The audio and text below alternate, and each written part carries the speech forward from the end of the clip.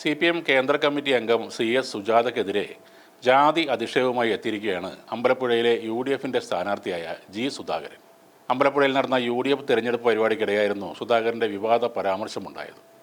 CS Sujatha നായന്മാരുടെ വീട്ടിൽ മാത്രമേ പോകൂവെന്നും താൻ ഒരു നായരാണെന്ന് ബോധ്യപ്പെടുത്താൻ മുല്ലപ്പൂവും തുളസിപ്പൂവും ചൂടിയാണ് അവർ വോട്ട് ചോദിക്കാൻ ഇറങ്ങുന്നത് എന്നുമായിരുന്നു സുധാകരൻ്റെ പരാമർശം. സുജാത നായന്മാരുടെ വീട്ടിലെ പോകൂ, താൻ നായരാണെന്ന് മനസ്സിലാക്കാൻ മുല്ലപ്പൂവും തുളസിപ്പൂവും വെച്ചാണ് പോകുന്നത്. ഇവിടെ നായരുടെ വോട്ടൊന്നും കിട്ടില്ല എന്നാണ് സുധാകരൻ പറഞ്ഞത്. അവരുടെ സ്ഥലം കായംകുളമാണ്, എന്നിട്ട് അമ്പലപ്പുഴ വന്ന് നിൽക്കുകയാണ്. LDF സ്ഥാനാർത്ഥി നായരെയും ധീവരനെയും തെറ്റിക്കാൻ നടക്കുകയാണെന്നും കൂടെ സുധാകരൻ ആക്ഷേപിക്കുന്നു. സഹോദരൻ ഭുവനേശ്വരൻ്റെ മരണത്തിന് കാരണം SFI ക്രിമിനലുകൾ ആണെന്നും G സുധാകരൻ ഇപ്പോൾ പറയുന്നു. ആ സംഭവ ദിവസം നിർബന്ധിച്ച് ഭുവനേശ്വരനെ കോളേജിലേക്ക് വിട്ടത് CPMകാരാണ്. കൊല ചെയ്യപ്പെടാനുണ്ടായ സാഹചര്യത്തിലേക്ക് ഭുവനേശ്വരൻ സ്വാഭാവികമായി എത്തിപ്പെട്ടതല്ല.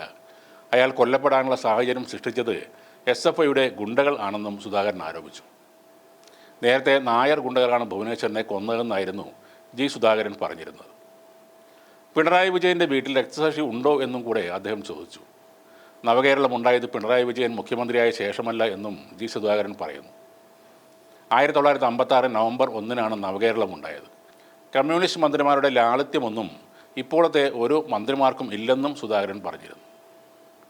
ഭരണഘടന കുന്തവും കുടച്ചക്രവുമാണെന്ന് പറഞ്ഞ സജി ചെറിയാനെ അന്ന് തന്നെ പാർട്ടിയിൽ നിന്നും പുറത്താക്കേണ്ടതായിരുന്നു. മന്ത്രിസഭയിൽ തിരിച്ചെടുത്തത് എന്തിനായിരുന്നു? ഇത്തരക്കാരെ കൊണ്ടാണ് മന്ത്രിസഭ ഉണ്ടാക്കിയത്. ചെങ്ങന്നൂർ മണ്ഡലത്തിൽ 5 പഞ്ചായത്തുകളാണ് സജി ചെറിയാൻ BJPക്ക് കൊടുത്തത്. കഴിഞ്ഞ തവണ 7 പഞ്ചായത്തുകൾ ഉണ്ടായിരുന്ന CPMനെ ഇപ്പോൾ അത് 2ആയി ചുരുങ്ങി. സജി ചെറിയാൻ പറഞ്ഞിട്ടാണ് ഗോപകുമാറിനെ BJP സ്ഥാനാർത്ഥിയാക്കിയതെന്നും സുധാകരൻ പറഞ്ഞിരുന്നു.